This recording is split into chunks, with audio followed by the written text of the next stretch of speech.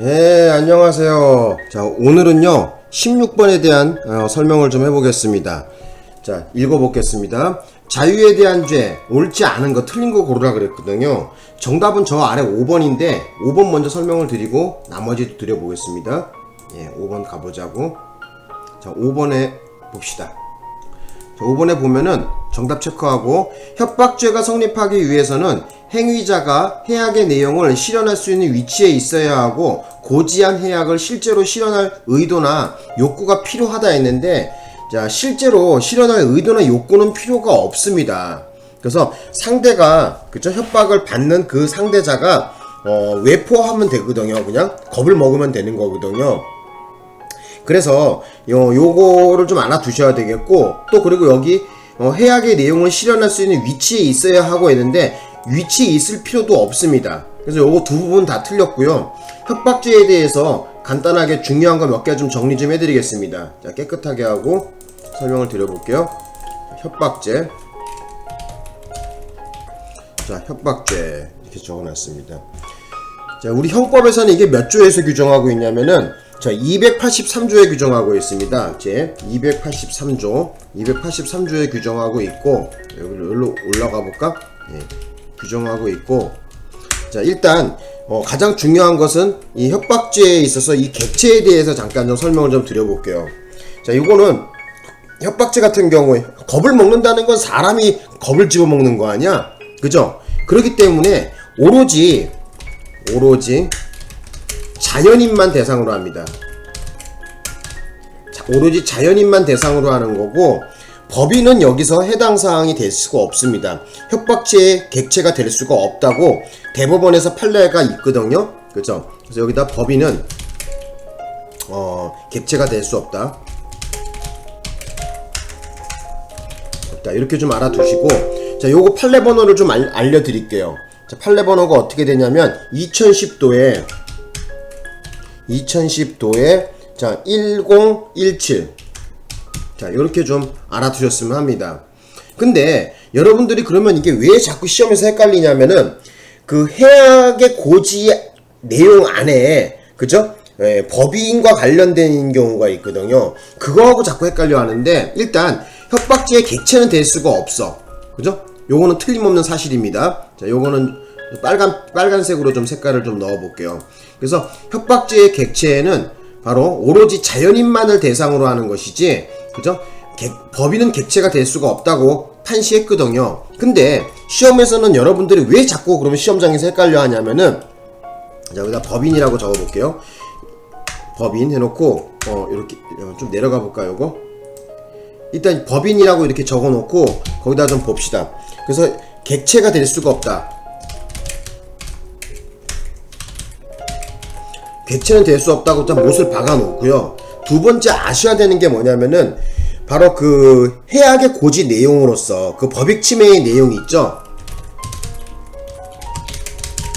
법익 침해의 내용에 피해자 본인이나 그 가족 또 친족뿐만 아니라 그 밖에 제3자를 포함한다 그랬거든요. 그래서 그 밖에 제3자에는 누가 포함되냐면, 밀접한 관련이 있을 때, 자, 그 3자에는 자연인뿐만 아니라 법인도 포함된다, 이렇게 나와 있단 말이에요. 여기 부분이랑 자꾸 헷갈려, 여러분들이. 그래서 중요한 것은 그 법익 침해의 내용 안에, 그죠? 뭐 여기다 적어 볼게요. 제가 피해자 본인이나 그 친족 뿐만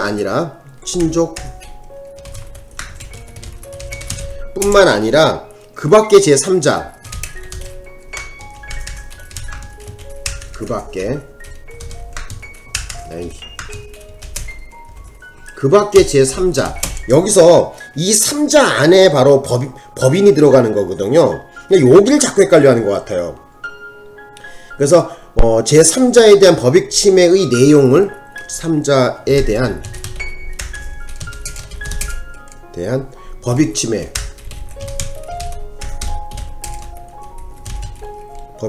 내용으로 하는 해악.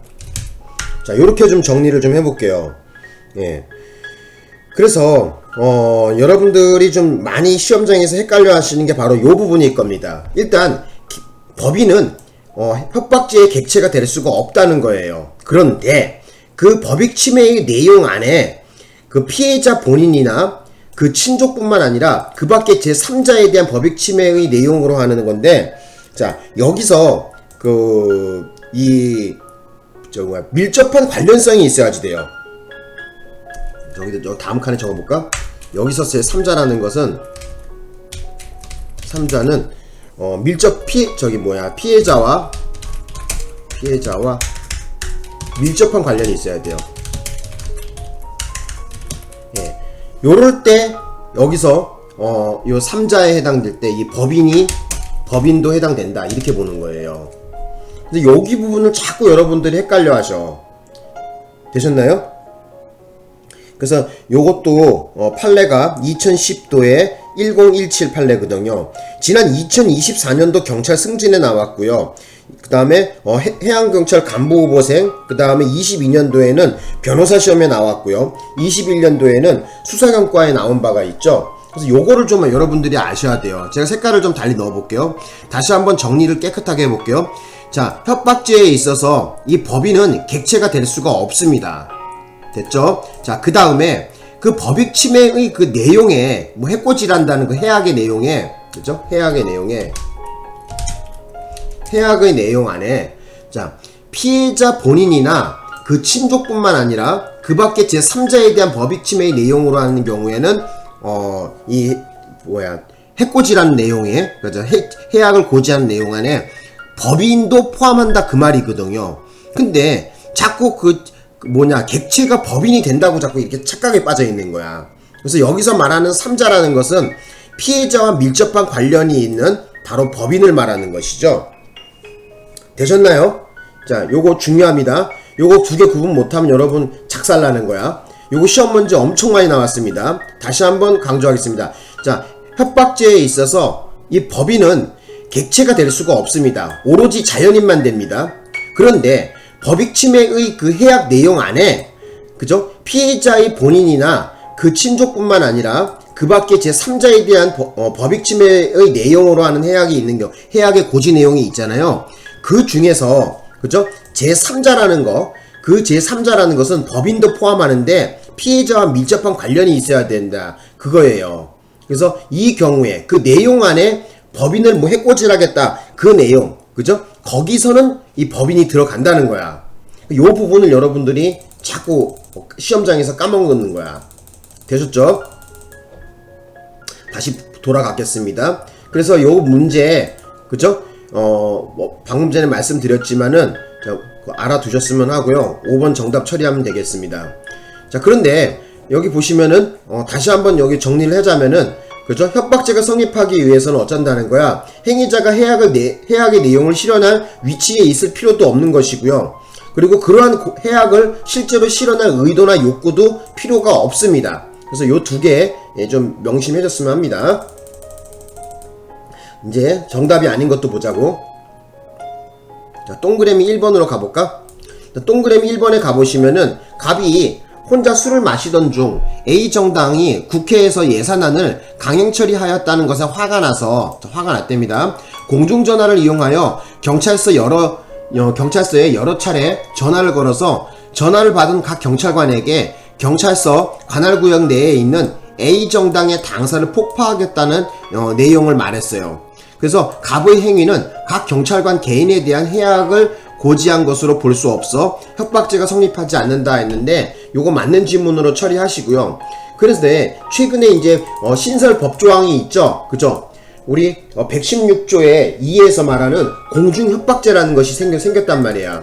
그래서 이런 경우에, 즉 동그라미 1번 같은 경우에 옛날에는 그래서 이게 솜방망이 처벌하다 그냥 끝났고 협박죄가 성립하지 않는다 해갖고 그냥 두리뭉실 넘어갔거든요. 이제는 이제 바뀌었죠. 2025년도 3월 18일날 뭐가 생겼어요? 공중협박죄가 생겼죠. 그래서 공중협박죄 다시 한번 좀 설명을 좀 드려볼게요. 가보자고. 공중협박죄 여기 할까? 깨끗하게 하고, 여기다 이렇게 적어볼게요. 공중협박죄. 자, 공중협박죄는 일단 형법 몇 조에 규정하고 있냐면은 제 116조에서 규정하고 있습니다. 협박죄에서 규정하는 것이 아닌, 협박죄에서 아래 하단에 규정하는 것이 아니라 바로 공안을 해야 하는 죄다 해갖고 사회적 법익에서 규정하고 있습니다. 116조의 2에서 규정하고 있습니다. 116조의 2 이렇게 법조항 조문 번호를 알아두시고요. 그리고 이 구속 요건은 어떻게 되냐면은 불특정 또는 다수의 불특정 또는 다수의 사람의 생명 그리고 신체에 위해를 가할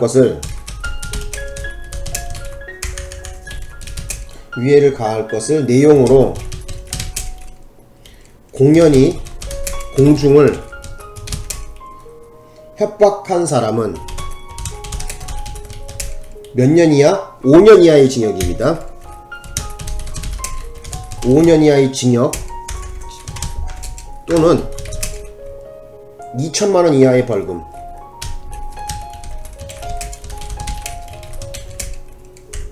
벌금에 처한다. 그래서 여러분들이 요 2025년도 새로 생긴 공중협박죄에 대해서 조금 아셔야 된다. 그걸 좀 강조드리고 싶습니다. 그리고 이 공중협박죄는 협박죄에서 규정하고 있는 것이 아니라 사회적 법익에 바로 공안을 해야 하는 죄죠. 공안을 해야 하는 죄에서 따로 규정하고 있다는 거예요. 그래서 요것도 같이 알아두셨으면 좋겠습니다. 그래서 옛날에는 아까 전에 말씀드렸지만은 뭐 이런 거 있잖아요. 경찰서에 전화 걸어서 A 정당의 당사를 폭파하겠다고 하면서 막 이런 짓거리 한 거. 그래서 결국은 뭐 각 경찰관 개인에 대한 해악의 고지로 볼 수 없어서 협박죄가 성립하지 않는다 해서 이 사람이 무죄로 풀려나고 뭐 경범처벌로 끝나고 뭐 좀 말 같지 않은 거로 해서 끝났거든요. 그런데 이게 사회적 문제가 됐단 말이에요. 왜 사회적 문제가 되고 있냐면은 이런 식으로 해갖고 뭐 당사를 폭파하겠다, 뭐 어떤 정부 기관을 폭파하겠다 이런 협박을 하면은 그 경찰 특공대라든지 아니면 여러 가지 그 뭐라 그래야 돼요? 그 경찰관들이 대응하는 데 있어서 조사를 다 하게 되거든요.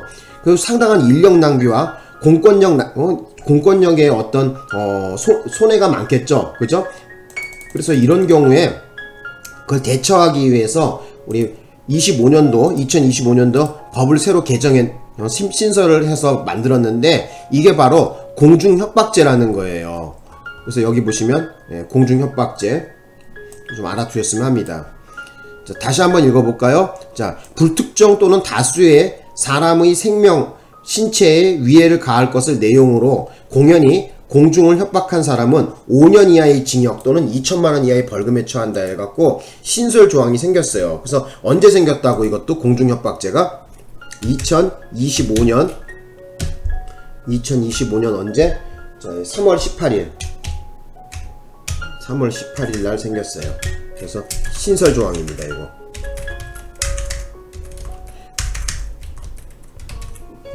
그리고 이것 미수를 처벌하죠. 그죠? 상습범과 미수범을 처벌합니다. 그래서 여기다가 적어볼게요. 상습범과 미수범을 처벌합니다. 이것도 같이 알아두십시오. 그래서 상습범을 처벌한다는 거. 그러니까 뭐 허구한 날 뭐 인터넷에다가 뭐 같은 거 이상한 글 올려서 뭐 어디 폭파하겠다, 무작위로 보는 대로 누구를 죽여버리겠다, 뭐 이런 글 올리는 놈들이 있잖아요. 이런 놈들이 이제 처벌한다는 거야. 그런 놈들 특징을 보면은 한 번이 아니라 여러 번 계속 반복해서 하는 경우가 많아요. 그래서 상습범을 가중 처벌하고 있습니다. 그죠? 상습범과 미수범을 처벌한다는 거. 예. 그래서 왜 그러면은 일반 협박죄에 넣지 않고 이 공중협박죄를 갖다가 저 형법 116조 2에서 규정하고 사회적 법익인 공안을 해야 하는 죄에다가 집어넣었냐면은 이게 사회적 법익 같은 경우에는 추상적 위헌범이란 말이에요. 어떤 행위 자체가, 그죠? 어떤 거동 자체가 그것을 기수에 이르렀고 또 거동 자체가 어떤 뭐라 그래야 돼요? 위험성이 도사리는 이런 행동이란 말이에요. 그렇기 때문에 그것을 강력하게 처벌하기 위해서 어지간해 갖고는 전부 다 처벌을 할 수 있는 방향으로 하기 위해서 개인적 법익에 협박죄 밑에다가 신설하지 아니하고 바로 공중협박죄다 해갖고 공안을 해야 하는 죄에다가 사회적 법익인 공안을 해야 하는 죄에다가 집어넣었다는 거예요. 그래서 인터넷에다가 뭐 아까 전에 얘기했지만 어느 시설물을 폭파시키겠다든지 아니면 누구를 죽여버리겠다든지 무작위로 닥치는 대로 누구를 죽이겠다든지 이러한 그죠? 암살 예고 글이라든지 이런 거 인터넷에 올리거나 아니면 그것을 고지한다든지 이렇게 되면은 처벌을 강하게 하겠다는 겁니다. 이제는 되셨죠? 그래서 어쨌든 그렇게 알아두시고 이제 동그라미 2번으로 한번 가보자고. 자, 형법 289조의 인신매매죄를 범할 목적으로 예비 또는 음모한 사람을 처벌한다 했는데 맞습니다. 그래서 우리 형법 289조의 인신매매죄는요. 그 예비 음모를 처벌하거든요. 예비 음모를 처벌합니다. 규정이 있습니다. 예, 같이 알아두셨으면 합니다. 깨끗하게 하고. 자, 그 다음에 또 보자고. 이제 3번, 이제 3번 하면 되나? 동그라미 3번. 강요죄에 있어서 폭행은 사람에 대한 직접적인 유형력 행사뿐만 아니라 간접적인 유형력 행사도 포함하며, 그쵸? 직접, 간접 다 가능하죠? 그래서 반드시 사람의 신체에 대한 것에 한정되지가 않습니다. 그러니까 예를 들어서 뭐 거기서 강요죄에서 말하는 폭행이라는 거는 뭐 실제로 뭐 사람을 갖다가 막 이렇게 때리거나 뭐 이런 것도 포함하고 있지만은 간접적인 유형력 행사, 뭐 예를 들어서 말로써 뭐 너 이거 뭐 회사의 기밀을 빼오지 않으면은 너 가만두지 않겠다는 둥, 뭐 이런 협박하는 거 있잖아요. 뭐 너 가족을 전부 몰살시켜 버리겠다는 둥, 아니면은 뭐 니네 뭐 가족을 갖다가 누구를 뭐 해코지하겠다는 둥, 뭐 이런 거 해악을 고지하는 거, 이런 거 전부 다 그죠? 예, 포함한다는 거예요. 그래서 반드시 사람의 신체에 대한 것에 한정하지 않는다는 것도 같이 알아두셨으면 합니다. 강요죄 알아두셨으면 합니다. 자, 그 다음에 동그라미 4번인데, 자, 요건 아까 전에, 이건 안 했죠? 읽어볼게요. 깨끗하게 하고 얘기할까? 감금행위가 단순히, 강도 상해의 범행의 수단이 되는데 그치지 아니하고, 강도 상해의 범행이 끝난 뒤에도 계속된 경우 감금죄와 강도 상해죄는 실체적 경합 관계에 있다. 예, 맞습니다. 그래서 중요한 것은 뭐냐면은 단순하게 어떤 수단으로 그쳤으면, 그쵸? 감금 행위가 어떤 수단의 행위로 그쳤으면 상관이 없는데 그 죄의 흡수가 되든지 아니면 수단으로서 사용되는 거로 끝나는데, 그것이 아니라 그 강도 상해 범행이 끝난 뒤에도 계속해서 감금해두는 경우가 있거든요. 이런 경우에는 또 하나의 새로운 법익인 감금죄를 인정하게 됩니다. 그래서 이 경우에는 따로 바로 감금죄를 묻고 강도상해죄를 따로 물어갖고 이 두 죄의 관계는 실체적 경합관계에 있습니다. 같이 알아두셨으면 합니다. 맞는 얘기죠. 그래서 동그라미. 자, 그 다음에 그래서 이제 문제 다 봤나요 우리가? 예. 그래서 어쨌든 요 문제, 그죠? 자유에 대한 죄 알아두셨으면 합니다. 그래서 오늘 공부한 거 다시 한번 정리를 좀 해볼까요? 그러면은 자, 같이 한번 가보자. 자, 정리를 한번 해보면은 자, 봅시다. 일단 이 협박죄라는 것은 다시 한번 말씀드리지만은 그 객체에 있어서는 오로지 자연인만 대상으로 합니다. 법인은 객체가 될 수 없다고 2010도에 1017 판례에 나와 있어요. 그런데 시험장에서 여러분들이 헷갈려 하는 거는 뭐냐면은 바로 요 부분을 헷갈려 하시는 거야. 그 법인이라는 거에 있어서, 그쵸? 일단 그 객체는 법인은 객체가 될 수가 없습니다. 그런데 그것이 아니라 법익 침해의 그 해악의 고지 내용 안에 바로 들어가 있는 경우가 있거든요. 그죠? 그래서 만약에 어떤 법인을 뭐 어떻게 해코지를 하겠다 이런 내용들 나와 있는 거 있잖아요. 그죠? 자, 그런 경우에는 바로 법인도 포함된다는 것이거든요. 그래서 여기 제가 읽어볼게요. 피해자의 본인이나 그 친족뿐만 아니라 그 밖에 제3자에 대한 법익 침해를 내용으로 하는 해악, 거기서 말하는 제3자라는 3자 안에는 뭐가 들어간다는 거야? 피해자와 밀접한 관련이 있는 법인도 포함한다 해갖고 바로 해악 고지 내용 안에 바로 법인이 들어가 있는 경우에는 해당이 된다는 거야. 근데 그 객체는 아니라고 분명히 여기 제가 드렸잖아요. 그죠? 요 부분을 여러분들이 구분을 하셔야 됩니다. 요거 구분 못하면은 계속 시험에 틀리겠죠. 그죠? 그래서 최근 시험에 나온 것은 2024년도 해양경찰 간부후보생에 나왔고요. 21년도에는 수사경과 시험에, 그리고 24년도에는 경위승진 시험에 나온 바가 있습니다. 해양경찰 경위시험에. 자, 여기까지 해서 오늘 강의를 마쳐 보겠습니다. 고맙습니다.